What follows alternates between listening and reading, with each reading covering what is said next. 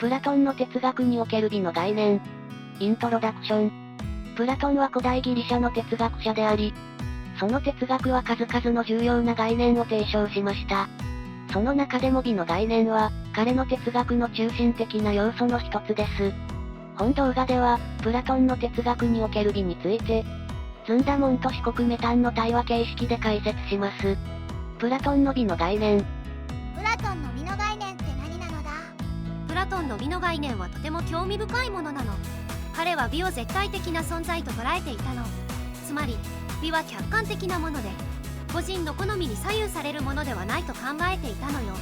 それってどういうことなのだ？例えば、美しい花を見た時、私たちはそれが美しいと感じるわよね。でも、それは私たちの感覚や感情に左右された主観的な判断であって、プラトンが言う美ではないの。プラトンの言う美は、絶対的な善と真実を象徴するものなのよ。プラトンの美は絶対的なものなのだな。じゃあ、美の本質や理念はどうなってるのだ？プラトンは美の本質をイデアと呼んだの。イデアとは、物事の真の姿や本質を指す概念よ。彼は美のイデアが実体じゃなくて、理念の中に存在すると考えていたの。つまり、私たちが感じる美しいものは、その理念に基づいて現れた一時的なものなのよ。美の本質は理念の中にあるのだな。それってどうやって理解すればいいのだ？プラトンは知恵や理性を通じて美のイデアにアクセスすることができると考えていたの。知識や学問を通じて美を追求して理念に近づくことが重要なの。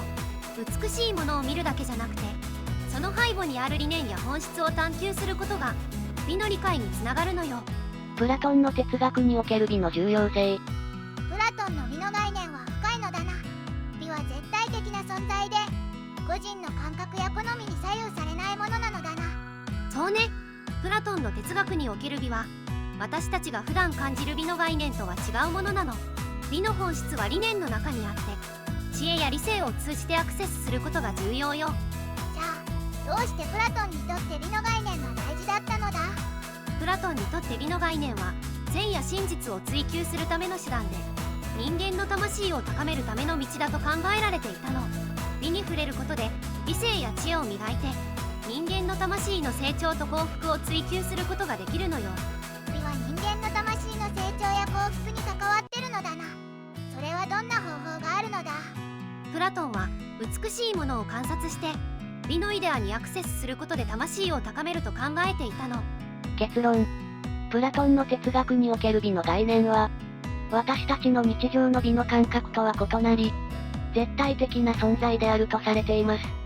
美の本質は理念の中にあり、知識や学問を通じて追求することが重要です。美しいものを観察し、美のイデアにアクセスすることで魂を高め、美しい行為や言葉を通じて魂を美しく育てることができるのです。今日の動画はここまで。最後まで見てくれてありがとうございました。